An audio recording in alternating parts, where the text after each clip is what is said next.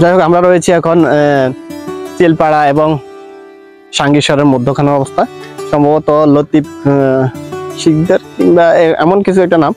আমাদের সাথে রয়েছে এমদাদ ভাই এবং আমাদের বিআই। আমরা দুজনের সাথে কথা বলবো।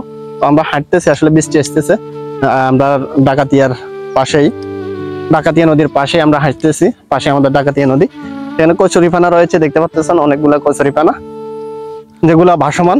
আসলে আমাদের জীবনটা এমন, ঠিক কচুরিপানার মতো। আপনি যখন নদীর ধারে ঘুরতে আসবেন বা কোথাও ঘুরতে আসবেন, তখন আসলে বুঝবেন আসলে জীবনটা কেমন।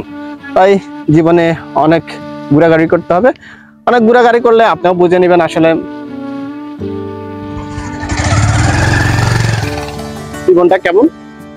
ঘুরতে হবে প্রচুর। তাই তো আমাদের সাথে রয়েছে এমদাদ ভাই এবং আমাদের বিআই। আমরা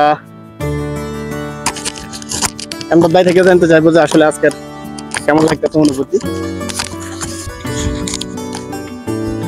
আসসালামু আলাইকুম সম্মানিত ভিউয়ার্স,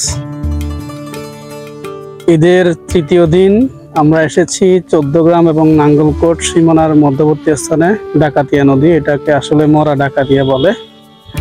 এটা চিলপাড়া ব্রিজ সংলগ্ন এলাকা। চিলপাড়া ব্রিজ এলাকা এটা একটা গত 10-12 বছর যাবত এটা একটা পর্যটন এলাকা হিসেবে পরিচিত। দেখেন, এটা বিকেল বেলায় যে ডাকাতিয়া নদীর কচুরিপানাগুলো সময়ের বহমান, সময় যেরকম বহমান, কচুরিপানাগুলো এরকম স্রোতের সাথে চলে যাচ্ছে বহমান। বিকেলের পরিবেশটা খুবই সুন্দর। আমরা নির্দিষ্ট পর্যটনের স্পটে না গিয়ে আমরা ব্রিজের পূর্ব পাশ দিয়ে নতুন একটা গ্রাম, এখানে কয়েকটা বাড়ি নিয়ে একটা গ্রাম, আমরা এই রাস্তায় ভ্রমণ করতে এসেছি। খুব ভালো লাগছে আমাদের।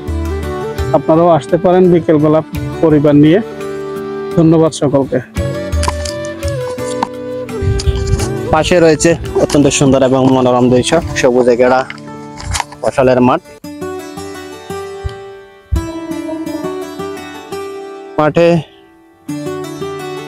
কৃষকের মাঠ যেহেতু, সেহেতু গরু থাকবেই। দেখতে পাচ্ছেন অনেক সুন্দর মনোরম পরিবেশে আমরা রয়েছি।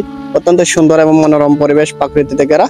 বৃষ্টি আসতেছে, অল্প অল্প বৃষ্টি পড়তেছে, দেখতে পাচ্ছেন। অল্প অল্প বৃষ্টির মাঝে আমরা এখনো দাঁড়িয়ে আছি আমাদের আজকের ভ্রমণ স্থানে। আসলে প্রতিদিনে কোথাও না কোথাও ভ্রমণ করা অত্যন্ত জরুরি। মন এবং শরীর দুইটাই ভালো থাকে ভ্রমণে। সাদা বক উড়ে যাচ্ছে।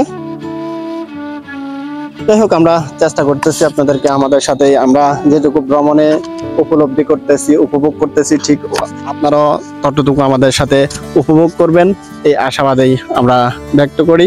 দেখতে পাচ্ছেন আকাশ মেঘাচ্ছন্ন, অত্যন্ত কালো হয়ে আছে।